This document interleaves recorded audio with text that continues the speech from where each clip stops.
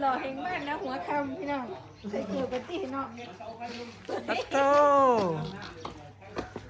สาวเห็นไปนำเดอะเทะ อันนี้ทีมเจ้าบ่าวพี่น้องข้างในทีมแม่เจ้าบ่าวกำลังแต่งตัว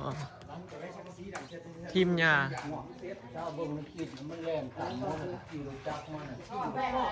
นเช็ดเลย ทีมญาติทางฝั่งเจ้าบ่าวรถมา3 คันพี่น้องเมื่อวานมา2 คันน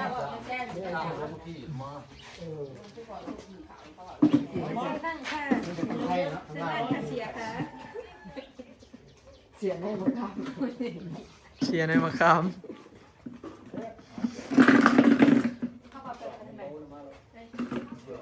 อันนี้คือหลังจากยังไม่ได้เรียนกันยังโอ้6 โมงปลาย7 โมงนี่ประมาณนั้น6 โมง 44นึงถ้าแม่นเฮามาจักกันตี 4 ตี 5ครับพอดี เด็กเข้ามาเพื่อคอยเบียดนู่นนี่นั่นเอง เขาจะแล้วนะ มีข้าวกันตั้งโต๊ะ แต่จมูก เบียร์ตื่นได้ได้ตีสี่มันเกิด พอดีนะเฮามาฮอดนี่ก็นั่งพักผ่อนก่อนถ้าย่อนั้นย่อนี้แล้วบัดนี้ เด็กกิน ถ้า เดี๋ยวย่อกินไปแล้วหลังจากแขกเพื่อทำเสด็จมาทำพอเอามาซอยเบียดคนอาจจะสวยอยู่ค่ะแบบกำมง มันมันคือการว่ามันจะเข้า เอาเพียรลงเอาลงเลยกล่อง เรื่องเขาแหละ ถ้าจะเอาลงอยู่นี่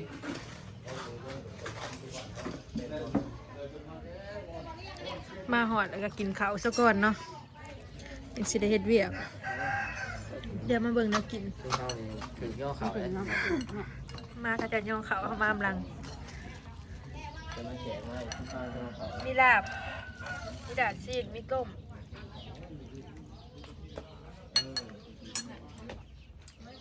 กินข้าวเด้อ ขอเจ้า จะมุงหรือเปล่า เกือบ7 โมงอ่ะ6 โมงไป 6 โมงสอด7 โมงข้าเจ้าน่ะสิแบบ จะมุง 8-9 โมงแหละแบบว่าเฮาตื่นแต่ดึกเนี่ยความหมายแต่มันคือสวยเนาะ มานั่งก็6-7 โมง ลงมาก่อนนี่ช่วยฉีดช่วยยังเขาคุณจับเพื่อน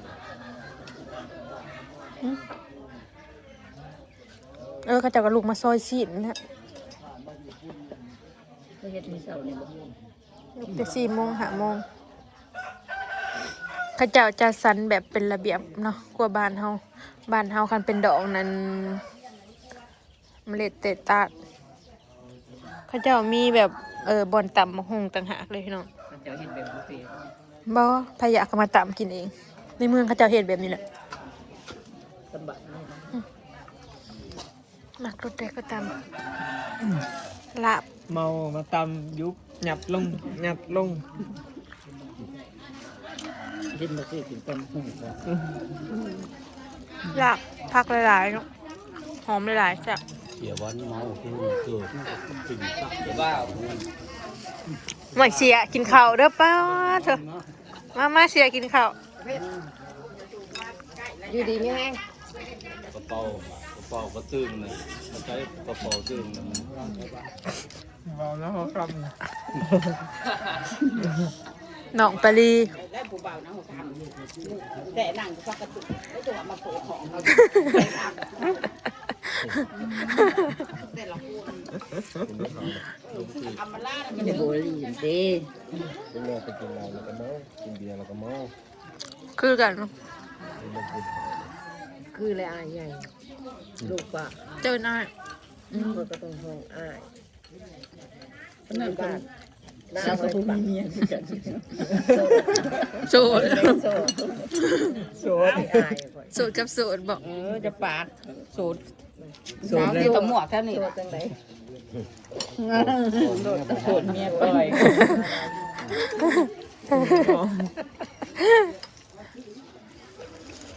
ป้าอยู่ดีนี่เอ้าโทษไปหอดแล้ว กินข้าวกันพี่น้องพอดีแหละเนาะกินข้าวแล้วกับพอดีกันงะ เขาเจ้าชีเดี๋ยวงานพอดีฮอดเวลา เขาไปเอาเดี๋ยวเราบ่ทันได้ลูกนี่เด้อว่าเป็นไปห้องกันเต้อเดี๋ยวบ่ทันลูกหลาน โอ้ย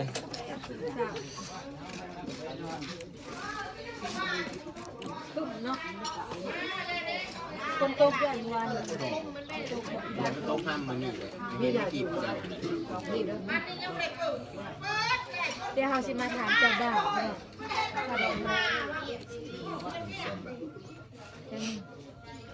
เศษ1 คำเลยขนมเศษ1 คำ 1 บาทพี่น้อง ว่างเท่าไร กล้วยงวดตัวหนึ่งงวดตัวหนึ่ง อันนั้นมันต้องถูกคนอยู่แล้วอันนั้นนั่น บ่ทันนะเฮาว่า ถึงเบอร์เลยบ่ใช่ ตอนมาโพสนะวางโซน แหล่ปุ๊บเขาให้ว่างเท่าไร แต้มเลยทั้งคืน มอบไปได้วัน 70,000ทาง70,000ทางบาทนึง บาทหนึ่งนะข้าง ทรงละ เนื้อเท่า ไปเห็นก็ประทับตาเลย คำ เราบอกพี่ทองเพราะว่ามีซองตะลึงเลยแม่สาวไว้บ้านซองตะลึงด้วยในบาทนี้รับประทับตาเราก็เส้นให้เดี๋ยวเราเอาบาทหนึ่งเราจับมาแล้วก็จับบาทหนึ่งได้ค่ะ2 ล้านเราบาท ค่าดอกแสน1พี่น้องขึ้น70,000น้องยัง30,000แต่ท่านข้าเจ้าแบบข้างอ่ะเลือกข้าเจ้าว่าอันเงินกี่กระทรวงหลักนะจะแม่นเพราะว่าตอนนี้พอน่ะบอก20,000ก็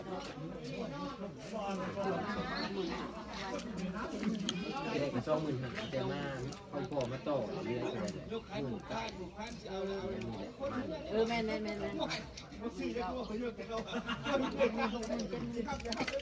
อยู่ใส่คือกันลักแสน รักแสนคุณเรียบไว้เลยดีเลย ลักแสน แต่งไทย เงิน3-4แสน ได้ก็เหลือเลยดิ เหลือ มอนยังว่าใช่บ่มาดอกผู้สาวมอนเพิ่นนี่ ไปลองกินกับปุ่นกันนะ แล้วว่าอาจารย์ไม่เป็นแล้วขับเสร็จ เอาย่านอยู่อย่าพาเอาได้เห็นว่าก็ได้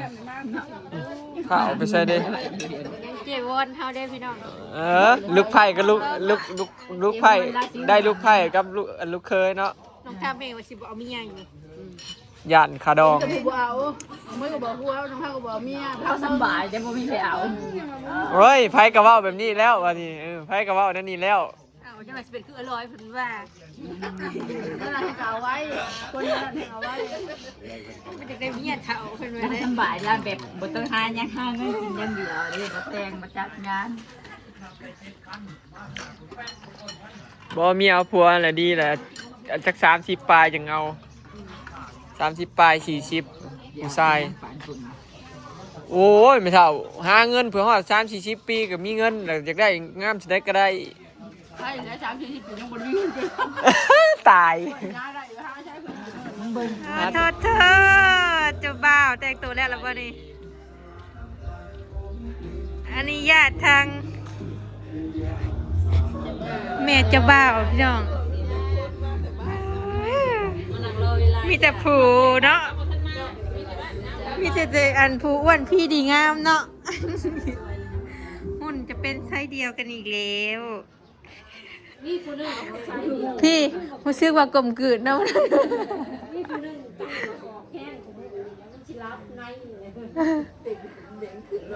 มันบอกว่างานโต กำลังรอพี่น้อง รอถ่ายแห่เคยแล้วเฮาเนาะ9 โมงแห่ภาคทางบ่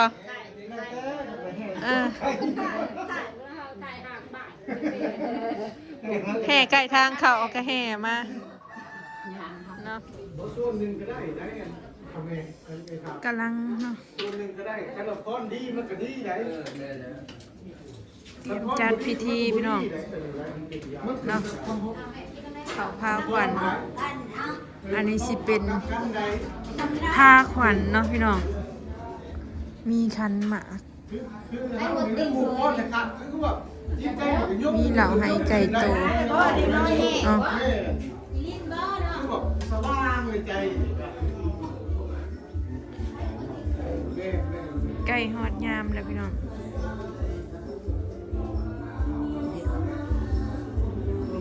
ตอนนี้ฟังเจ้าบ่าวเฮาพร้อมแล้วพี่น้องเฮาพร้อมแห่เจ้าให้เฮาเตรียมแห่เคยเดี๋ยวนี้เนาะเจ้าบ่าวเฮาเท่ซะว่าหล่อสมาร์ทแมนว่านี่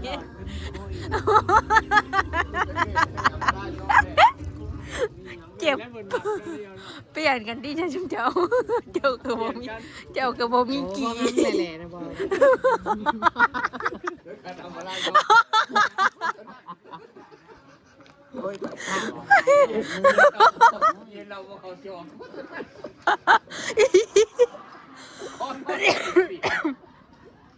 เอาพร้อมแล้วเตรียมแห่เจ้าบ่าวเนาะเดี๋ยวข้าเจ้าสิพาไปแห่ทั้งใดแถวทั้งพุ่นแล้วพี่น้องเดี๋ยวให้มาลาเป็นคนนั่นห้องยังก่อนนะข้าเจ้านะคนโหเนาะซ่อมมึงด้วยซ่อมมึงด้วยซ่อมมึงด้วย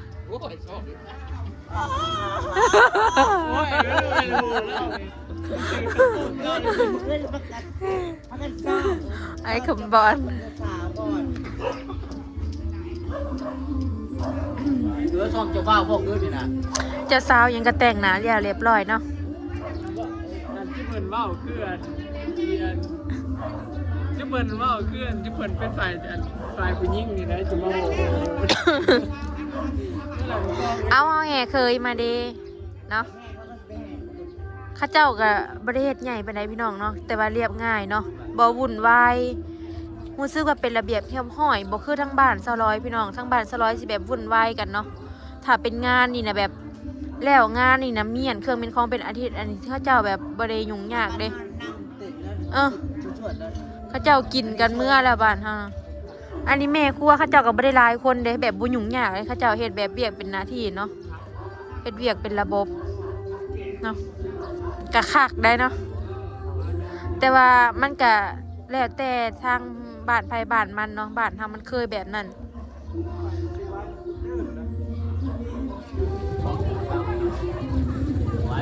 อยากนอนเบย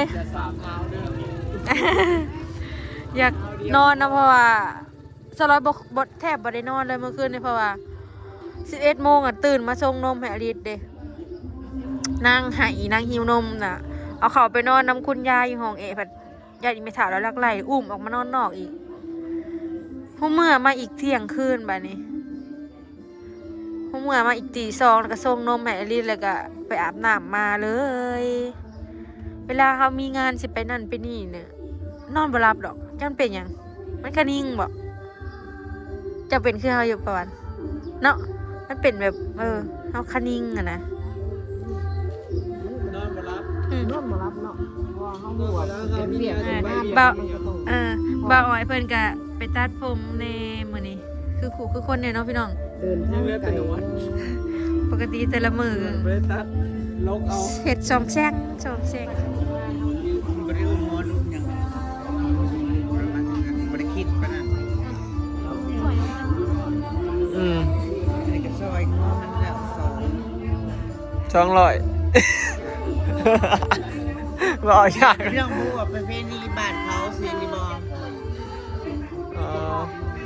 โคตรยังอันนี้ ก็พอดคู่กันเนาะประมาณนั้น บกสอง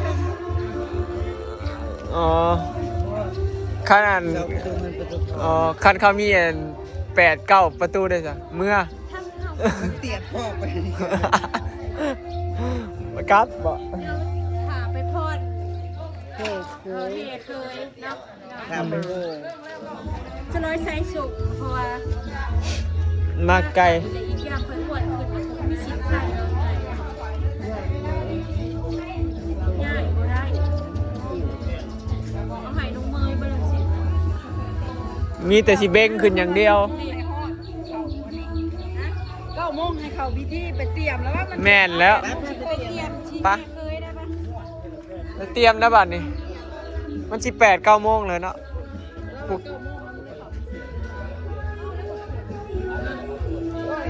บ่อยเกิน9 โมงเด้ มาเฮ้ยอันน่ะร้อยเปล่าเชื่อของผมใช้อยู่พี่ ติไปหาเตรียมมันแห่เคยเนาะแห่เจ้าบ่าวพี่น้องบัดนี้